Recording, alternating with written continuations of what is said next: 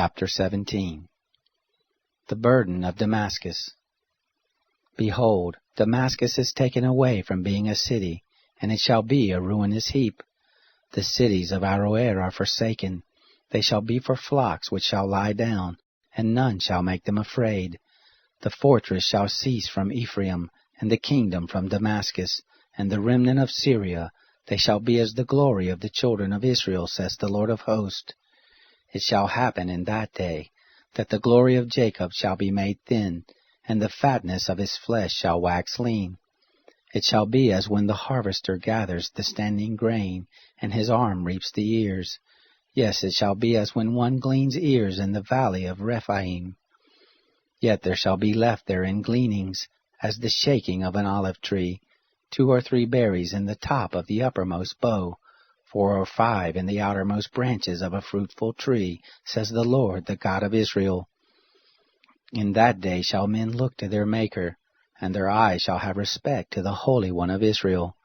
They shall not look to the altars, the work of their hands, neither shall they have respect to that which their fingers have made, either the Asherim or the sun images. In that day shall their strong cities be as the forsaken places in the wood and on the mountain top, which were forsaken from before the children of Israel, and it shall be a desolation.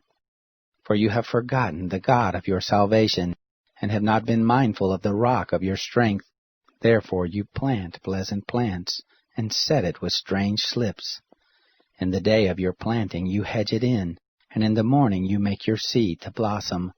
But the harvest flees away in the day of grief and of desperate sorrow. Ah, the uproar of many peoples, who roar like the roaring of the seas, and the rushing of the nations, that rush like the rushing of mighty waters. The nations shall rush like the rushing of many waters, but he shall rebuke them, and they shall flee far off, and shall be chased as the chaff of the mountains before the wind, and like the whirling dust before the storm. At evening, behold terror, and before the morning they are no more. This is the portion of those who despoil us, and the lot of those who rob us.